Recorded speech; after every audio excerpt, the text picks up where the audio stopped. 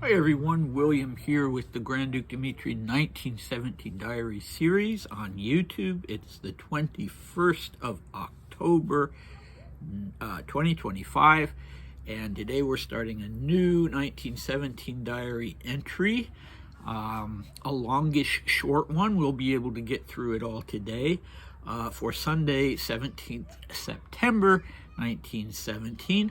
The previous video, we did the last part of the long diary entry of the 23rd of September, and it was Dmitri talking about his learning to deal with anxiety and with sort of obsessive thoughts about what was going on in Russia with his family and in general, very understandable.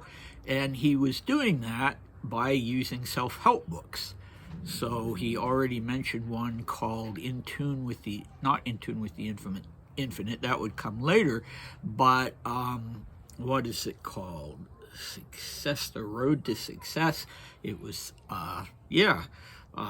tied into the trend for New Thought philosophy at that time. And if you have been watching these videos all along, then you'll remember from 1915 that he was, at that time, also reading these kind of books, not so much, well, a little bit self-help. For instance, a book called Higher Consciousness. So this wasn't something new for him, but it was more urgent and it was more directed toward the self-help and tips for daily living and implementing positive thought. So we'll talk more about that later. That was the focus of yesterday's video. I want to note before we move on today that about half of this particular diary entry is written in English. You can see the influence on him of his surroundings at the British legation in Tehran, and it's decent English, but it's got some eccentricities, and you'll hear some of those eccentricities, so you have been warned. Okay, let's get going. Sunday, 17th September, another paper chase was arranged. This time, Astel laid the trail. The participants were mostly the same people as before, and it was again very cheerful and nice. Kadlubovsky couldn't take part because he had recently been thrown from his horse and hurt his leg and a rib. I dined that evening at Edder's with my hosts, the Marlings. After dinner, we played bridge. When everyone was finished, I rolled back part of the carpet and began to perform the sand dance with the accompaniment of Madame Yevrenova, who plays the piano exceptionally well. It seems Etter was not particularly pleased that I allowed myself to play the fool. The situation was saved by Marling, who put on my mackintosh and cap to everyone's surprise and delight. The next few days passed in the usual way. In the morning, I came down for coffee at 10 o'clock or 10:15, and then spent every morning I come down for coffee at 10 o'clock or 10:15 and then spend a little time with Lady Marling. About her, our relationship has now become very natural. Je dois dire que blank est comme amant et maîtresse. We kiss very often, but more than that, we do not do. I must say that Lady Marling is awfully nice and simple. I really think that I could be quite frank and open with her, and then it's so easy to talk to her. She understands so well all what I say. She interests herself in the questions which interest me, like, for instance, the yogi books and The Road to Success, but she has a very difficult character. She is spoilt like a little child. She must have her own way. Sometimes it's very difficult to contradict her, as she does not like it. Before lunch, I generally go up to my room and read or write. Lunch is served at 1. Astel and Bird are always there for it. In the afternoon, I come to Lady Marling till about 4 o'clock, and at 4:30 we have tea. After tea, or we go for rides, or I play tennis with Sir Charles at the club. Okay, so that specifically is a Russian construction, that or, instead of in English we say either or. In Russian they say or. So after tea, or we go for rides, or I play tennis. Those are the two options. Okay, so really a lot to unpack here. So let's start with the the paper chase. We've heard about those. We don't, that doesn't really require any comment on my part, but this sand dance incident very definitely does. So why did Etter find that shocking? Well, I mean, so much so that he was apparently visibly angry. We don't know if he said anything to Dmitri, but the situation was apparently quite tense, and Marling sort of diffused it. Sir Charles sort of diffused it by putting on Dmitri's coat and cap. Dmitri himself calls the coat a Macintosh, and getting a laugh out of everyone, apparently including Etter. So why the scandal? Well, I did some digging on that, and one of the reasons, I mean, aside from just the general fact of Dmitri being a Grand Duke, the fact that there's a revolution going on in Russia, the fact that only less than a year ago he was involved in a political assassination, all of those things made this moment of playfulness and levity, and let's face it, there was probably alcohol involved, made all of these things seem, improper and unseemly. But there was another element to it than just that. So the sand dance was vaudeville. It was a music hall vaudeville kind of entertainment. So it would have been considered very much beneath a Grand Duke or even a non-royal aristocrat, but exponentially so for a royal person, especially in Russia, where the royalty, the Grand Dukes and the Tsar, I mean, they were all sort of almost semi-divine in the way people looked at them. So Dmitri had always had this side to him. He liked things that were modern.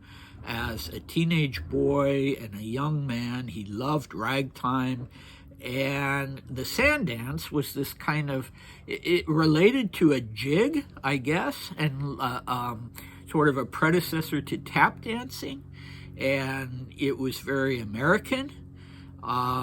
It had ragtime and tap dancing and maybe to some extent sand dancing were related to African American culture, very, very joyful and playful in this case, it would have been,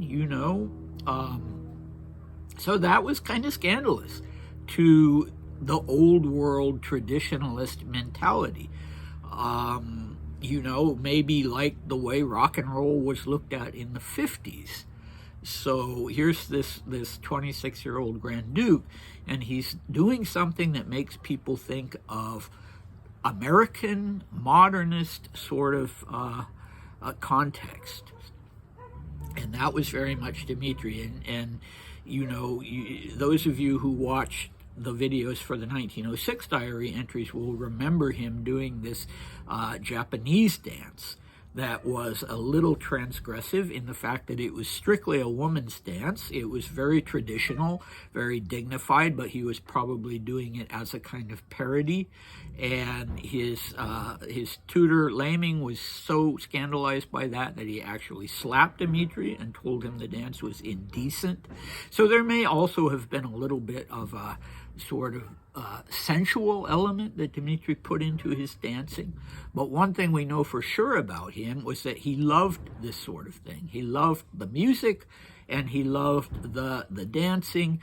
And later on in 1921, he would even sort of semi-joke that if he wasn't a candidate for the throne in the future, that he might just take up a career as a professional dancer, that was something that he could do. He was very good at it. Anyway, so enough said about that, aside from the fact that here he was with a group of middle-aged people playing bridge, and that probably didn't have great appeal to him. He wasn't a big card player, and when he did play cards, he liked things like poker. He wasn't really, you know, a bridge player. He certainly could play, but that really wasn't his thing. So here's this man of 26, and the next oldest person, the next youngest person would have been Lucia Marling, who was in her mid-30s. So that's a good segue to go on to Lucia Marling and what was going on with the two of them. Well, Sir Charles was in his 50s, and Lucia was in her mid-30s, and Dmitri was in his mid-20s. Lucia was very sort of controlling and neurotic, both of those things, I would say.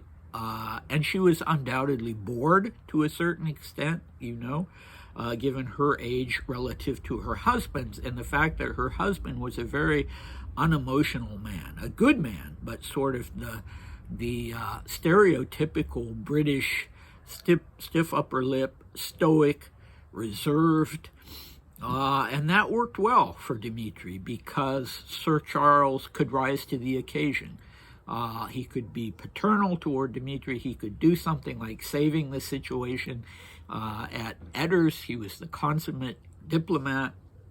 But Lady Marling, I think, was very, very frustrated in her life, and she would cope sometimes by simply taking to her bed for a month, you know, and she was neurasthenic, she was neurotic, she was clingy, but on the other hand, she was very likable. You know, she would do her best to help people. She was doing that in Tehran. She was doing it later in Denmark when her husband was the ambassador there, receiving refugees, getting involved with things like the Red Cross, being very much hands-on.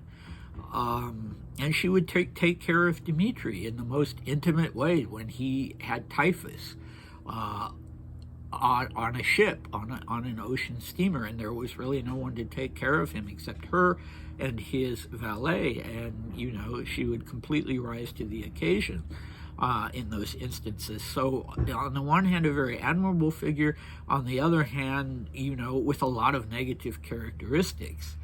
And that was a challenging relationship for Dmitri because she was clingy. He says she didn't like to be contradicted. He tells us here she's something, he writes, she is spoiled like a little child. She has to have her own way. She doesn't like to be contradicted. And she was quite smitten by him, I think. Here's this very good-looking, very glamorous, royal young man entering this household on an intimate basis with the kind of reserved, disinterested husband in the background.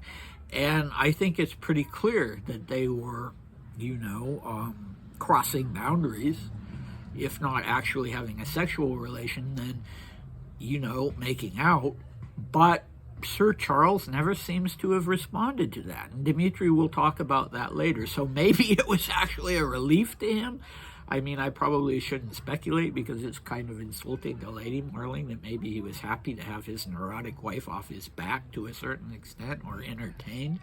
But this is so typical of Dmitri. He uses these same words over and over again. This time he's saying it in English. We kiss very often, but more than that, we do not do. You'll remember from the 1915 diary that he uses the same expression, basically with one of his actress friends when they're in a private room at a fancy restaurant. We kissed, but we didn't go further than that. He said it about Maria of Romania. We kissed, but we didn't do more than that. I don't know if he's being always honest about that, but because at least in the case of Maria of Romania, apparently he went further. And anyway, you know, whether or not this was sort of his modus operandi with women, and we can see the underlying desire to have someone to confide to. I can be quite frank and open with her, I think, he says. He's sounding it out. And she takes an interest in these self-help books that he's reading. So, you know, he needs that psychological buttressing he always had, even before the revolution. He needed older women to play that role for him, that kind of maternal role. And interestingly, as we've talked about in the past, the sort of gateway test as to whether this is going to work out is that he'll make a pass at these women, and then if they don't rebuff him, it stays at that level, kissing, making out a little, and then he feels like he can confide in them and they can have a more or less platonic relationship. So I find that fascinating. We've talked about that before.